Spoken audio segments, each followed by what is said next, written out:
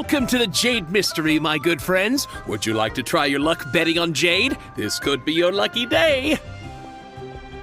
It's cheap and it's fun, and who knows, you just might strike it rich. Betting? No, we're here for... what was it again? Noctilucous Jade, of radiant grade at the very least. Radiant grade, Noctilucous Jade? I see. You're not a tourist. My apologies. I have some here for your perusal. What do you think? The Jade Mystery is an old name in the jade business. Just look at that wonderful quality. Rex Lapis doesn't often bless us with such finery. Go on, pick whichever one you like. These 3 pieces really do look pretty. Not like the ones you usually dig up. But how do we pick? Should we just grab one and go?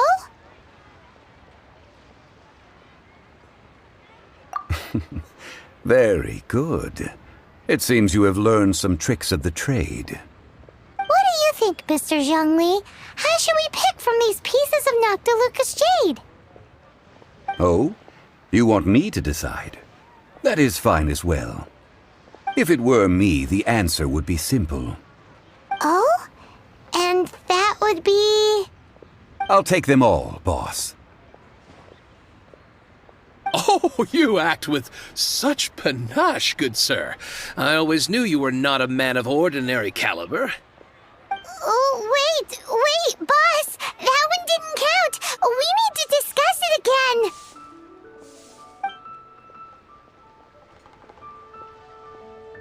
Hey! If we only need one for the ritual, aren't we wasting 3 times the Mora if we buy them all? Oh, Mora. It is as you say.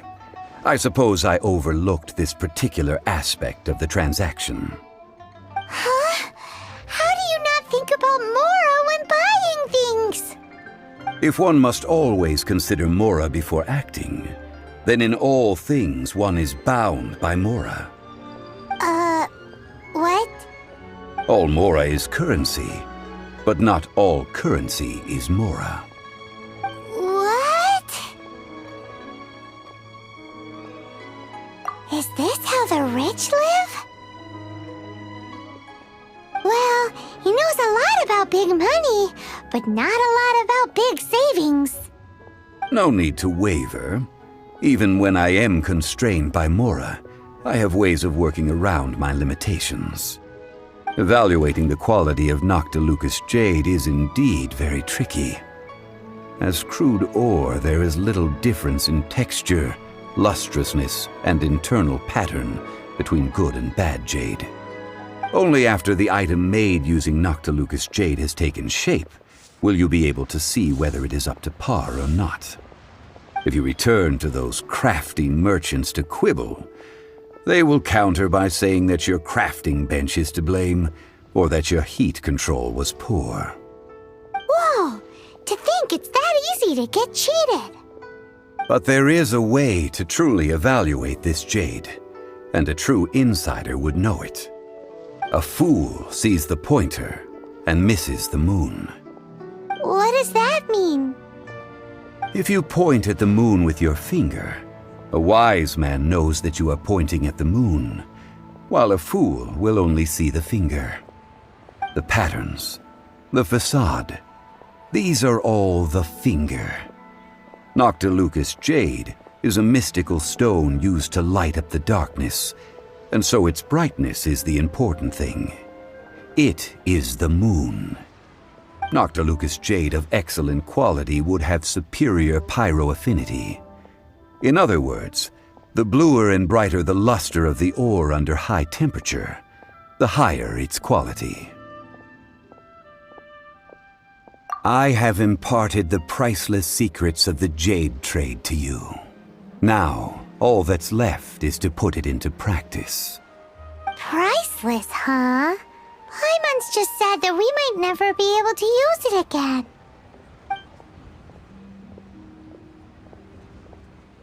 We're back to buy some rocks, boss. But can you let us burn them first? Burn them? You can't do that, my friends. If you were to do so, what would I have to sell? That would... well... fine. As you wish, then. How about this? I can take a small sample of all three. I'll take a bit of a loss. We'll count it as a friendly gesture. Don't worry. I know the rules. As long as we can prove that it is good jade, you will not take a loss. All right. Take these as samples. I've carved them off with a knife and tagged them to boot. Aren't these too thin? Even paper's thicker. No, even a bug's wings are thicker. These are almost see-through. Stingy? I've already been very generous. Any more and you may as well have my neck. But wouldn't something this thin go poof if we held it to the fire? It can't be helped. Trying to deprive a merchant of his profits would be like forcing a ravenous wolf to vomit up the food in its stomach. Nonetheless, under the right conditions, these thin slices will serve. What sort of conditions? While we add the high temperatures using pyro, we can use hydro to reinforce it from within. This way, the samples will not disintegrate immediately. Oh! Oh, sir, to think you were this learned. Thank you for your understanding. Strictly speaking, asking for samples when we have not yet agreed to purchase the goods is unfair. Trade in Liyue must be based upon fairness. Well, guess we just need to find a place to try this out.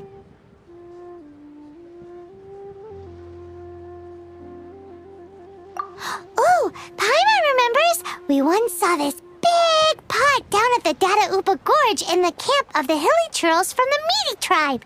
It's real sturdy and should be able to take the elemental reactions. Now, let's pack those samples up and make a move.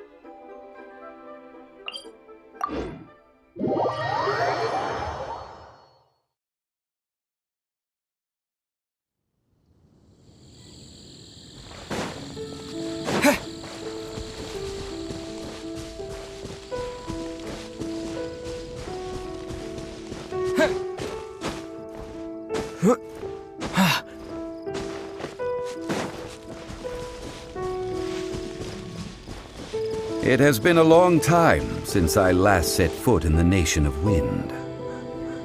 A friend of mine from Mondstadt would always bring a few bottles of locally brewed dandelion wine whenever he came to visit me in Liyue. It must be said that the famed liquor of the land of pastorals is far better than Sumeru's frigid snake wine.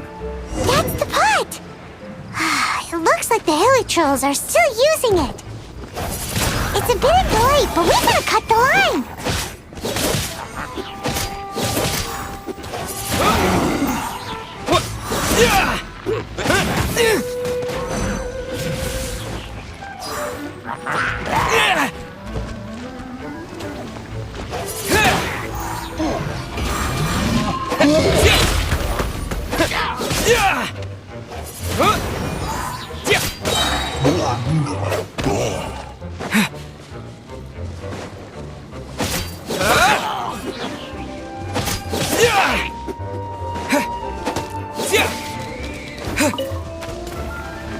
Wind blade!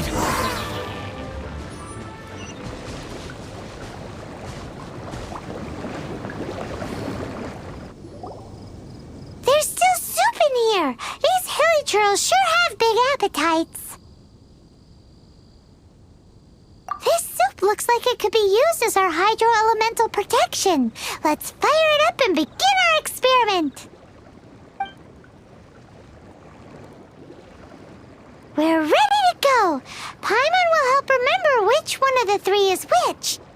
Use pyro to keep making the pot hotter until we get the results we need.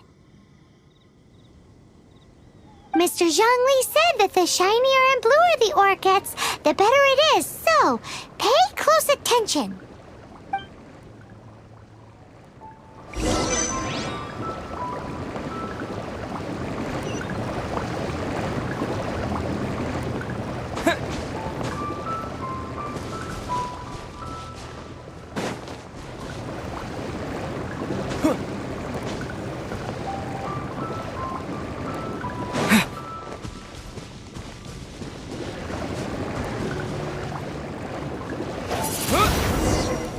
Whoa!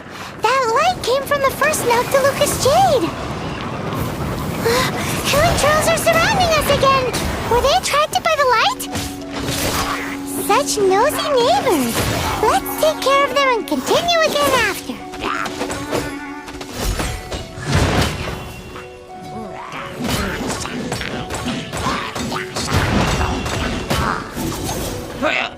Leave it up to me.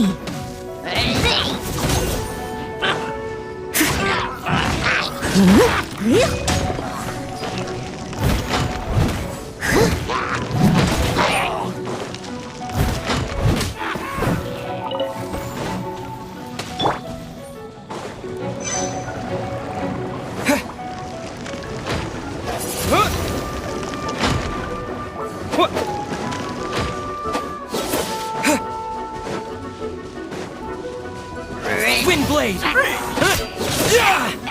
Let it rain. I'll race you there.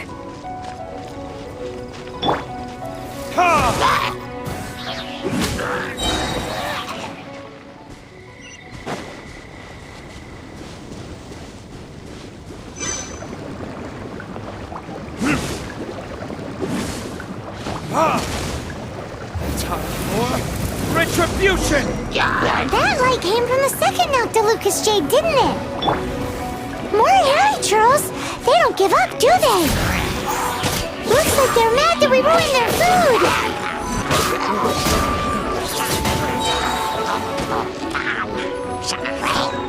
With the wind!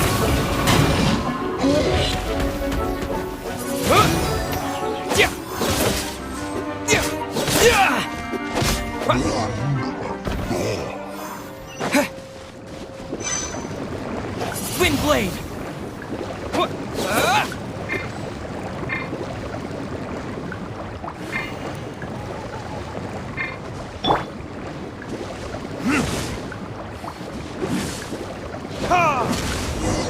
Oh, that's bright! Too bright! That was the third Noctilucous Jade, wasn't it? It was so much shinier than the rest. Let's go with that one. Let's head back to the Jade Mystery to buy some jade, shall we?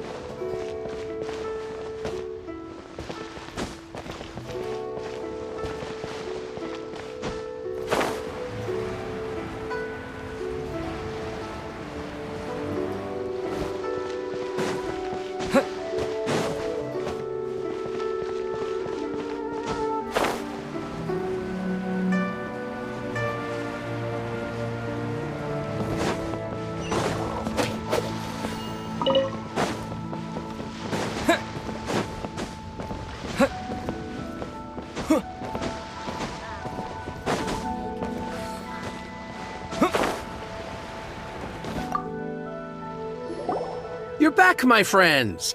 I've kept the goods for you. Which of them would you like?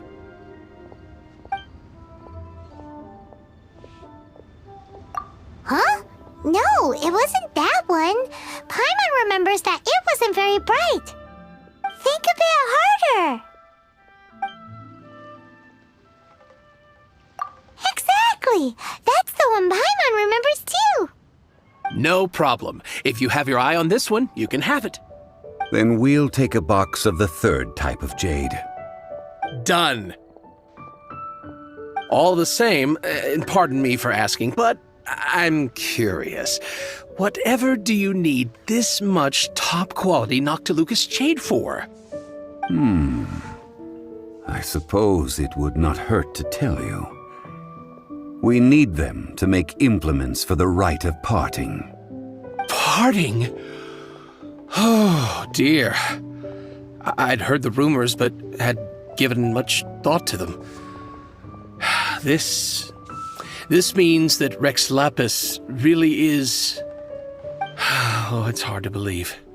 Even though the Jade Mystery has been in decline, we have always been under his protection.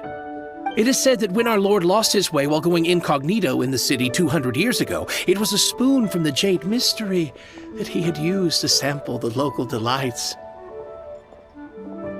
Alas, all things must pass.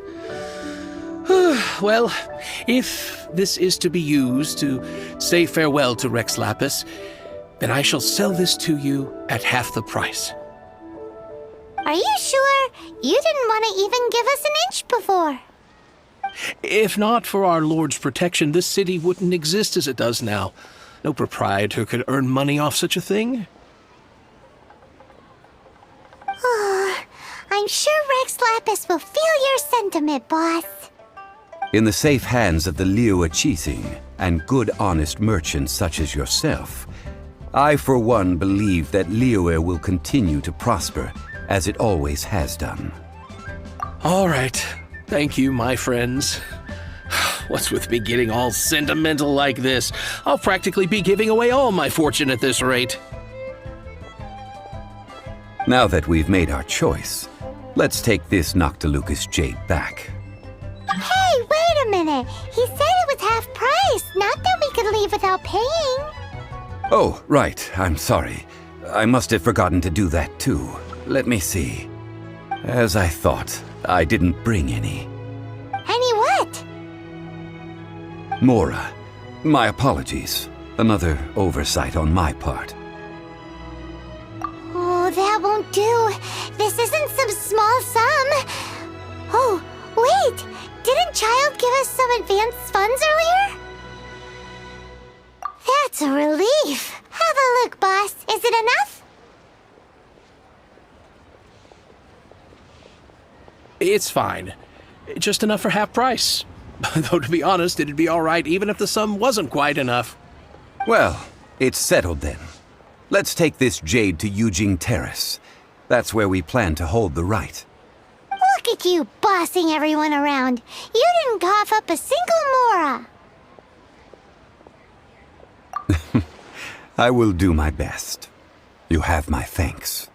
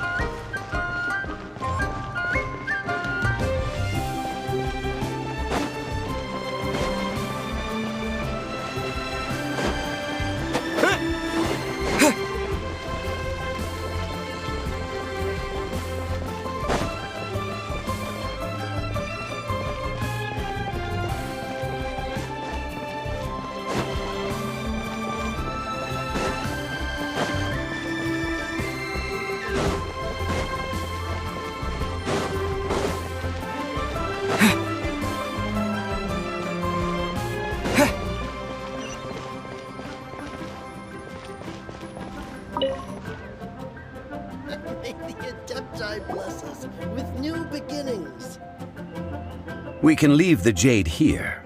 I have already called for a jewelsmith to shape them into the implements that we will need.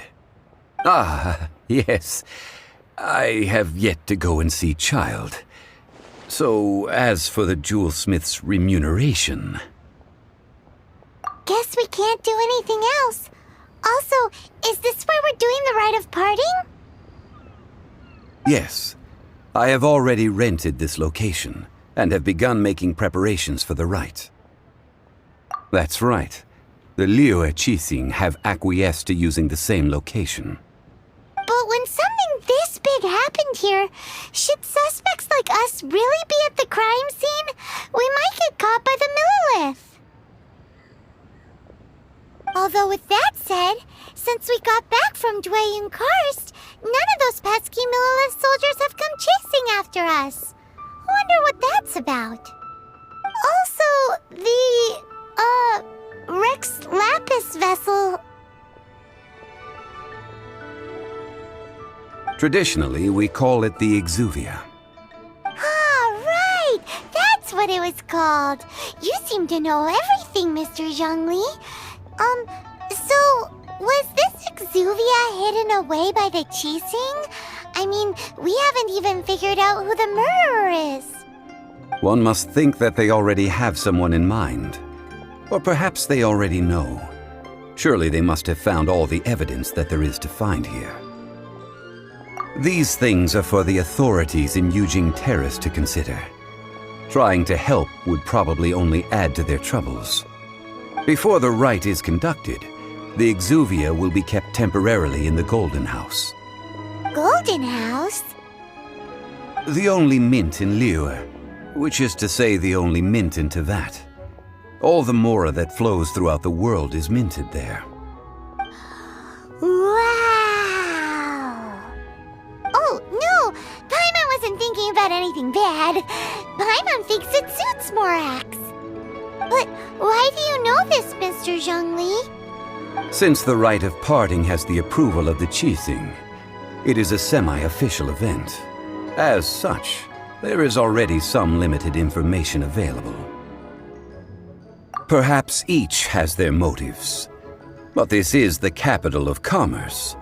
A little exploitation once in a while is not unacceptable. In Liyue, where the god of contracts reigns, only contracts may not be betrayed. I, for one, have no... Well then, we should go and prepare the perfumes used in the rite.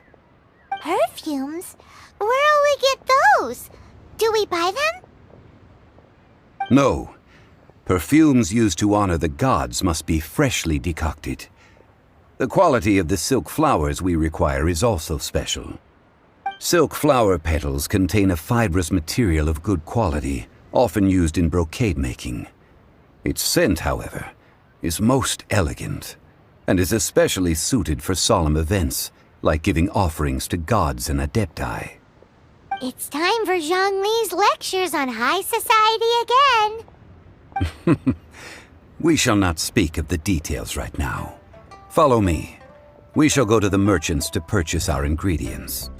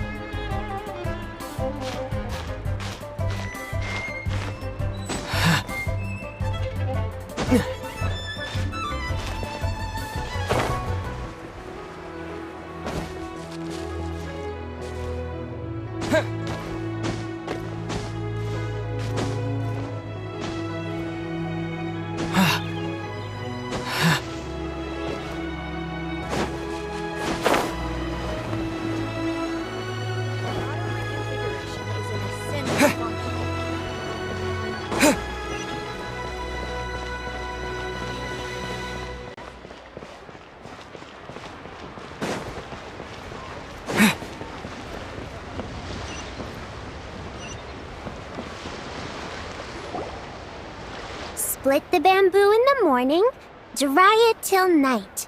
Shape Then bend it nice and tight. Cross the strands to form a pattern, coat in silk, and you have a lantern. That's how you remember how to make a show lantern. Did you get all that, Chi-Chi? Morning, split bamboo, traveler. Then get silk, make paimon. What? No, that doesn't even rhyme. Look, it's them. Hey, Yao Yao! Hey, Chi-Chi! Whoa, Traveler! Paimon, you're here! What you up to? I'm teaching Chi-Chi to make show lanterns. It's a real test of finger dexterity, so it'll help keep her nice and loose. Yes, I do finger exercises to be a nimble zombie. Wanna try too, you two? Oh, okay. Well, we need a whole bunch this year so it doesn't get too dark at night. Too dark? What does that mean? Dr. Baiju has patients who got hurt walking at night. The moon disappeared, so it was too dark to see. The moon disappeared? Like, behind the clouds? It was Jeonju, the moon devourer. Changshan told me about it, but now I forgot. It's an old myth from Chenyu Vale about a giant toad in the sky that eats the moon. What? The moon gets eaten? It's just a story. It's not like there's actually a giant toad in the sky. I asked Master about it, and she said myths are just insights into how the people of the past understood the world. Well, I didn't see it that night. But I've checked several nights since, and it's been there same as ever. According to Chi-Chi, though, the Ministry of Civil Affairs sent someone to do some kind of serious investigation. So, I don't know. Maybe something did happen. The Ministry of Civil Affairs? This is starting to sound bad. It's okay. You can fly. Even if it's too dark, you won't fall and get hurt. Yeah, exactly. So turn that frown upside down, Paimon. Or someday you'll get a whole bunch of wrinkles and wake up looking like an old granny. What? Okay. No more frowning. But the Traveler can't fly. He can still fall and hurt himself, right? Don't worry. That's what the show lanterns are for. As long as we make enough, Liyue Harbor will never go dark. Yeah, and there's the giant lantern too. Oh, right! I almost forgot. Look! This year's Grand Lantern commemorates the Adeptus who guards the moon. With her watching over it, the moon will be safe for sure. A white horse? Wait! So that's the White Horse Adeptus? Yeah! Legend has it she used to live on the moon. So if it were ever in danger, I'm sure she wouldn't just stand by and watch. Huh! We've heard of the White Horse Adeptus before, but we never heard the part about her living on the moon. Probably because it's a folk legend from Chenyu Vale, so not a lot of people know about it. But recently, some ancient artifacts were unearthed in Liyue, and the archaeological team even found evidence of ancient people worshipping an Adeptus who lived in a palace on the moon. It's kind of like how we write wishes on show lanterns and release them during Lantern Rite. The White Horse Adeptus would descend from the moon in her jade carriage and grant people's wishes. Ooh! When did that happen? She sounds different from the other Adepti in Liyue. It must have been a super long time ago, 'cause even Master barely knows anything about this Adeptus. Nope. Kinda unbelievable, right? Yanfei said the White Horse Adeptus might even be a made-up legend, just like Janju the Moon Devourer. Yeah, a made-up horse and a made-up toad. You're mistaken, children. The White Horse Adeptus really does exist. Oh, Mr. Liu from the Baiju Guest House. But how do you know that for sure? Have you ever wondered how the guest house got its name, Yao Yao? Baiju... White Colt. So, it's named after the White Horse Adeptus? That's right. And that's because one of my ancestors was once blessed by the White Horse Adeptus. Wait, really? Tell us more! Tell us more! It was a long, long time ago, when this ancestor of mine was still a young girl. She was out gathering herbs and accidentally fell off a cliff, but the White Horse Adeptus rescued her. Oh, that's it? Paimon was expecting something a bit more... special? We've heard a whole bunch of stories like that before. Patience, young one. Let me finish. After the White Horse Adeptus saved my ancestor, she told her a story about the moon and the ancient kingdom of Langan. My ancestor was so captivated that she completely lost track of time. So much so, in fact, that when she returned to her village, she found nothing but a desolate ruin in its place. It was as if, without her knowledge, countless years had passed in the mortal world. Huh? The most extraordinary part of all is that it turned out to be a dream. When she woke up, she found herself at the bottom of the cliff, right where she had fallen.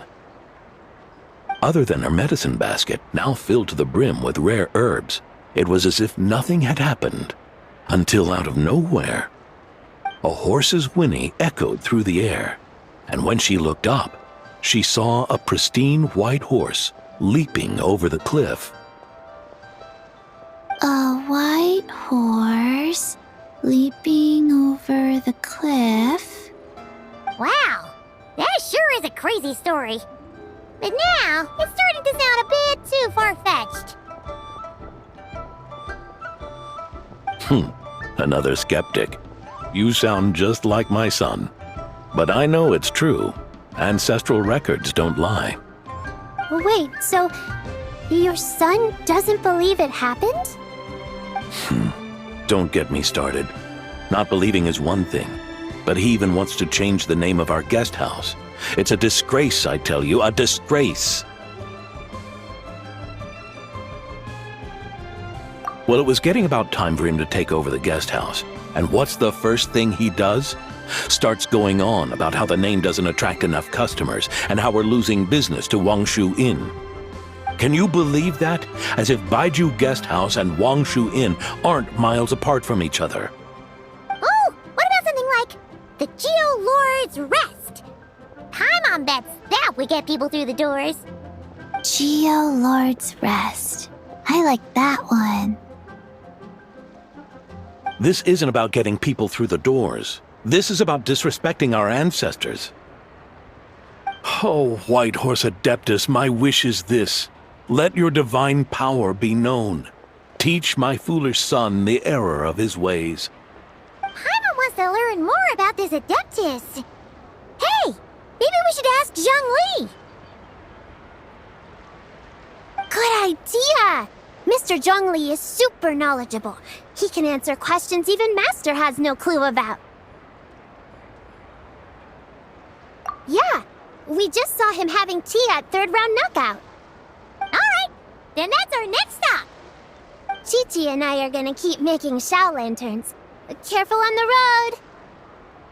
Goodbye, Paimon. Goodbye, traveler.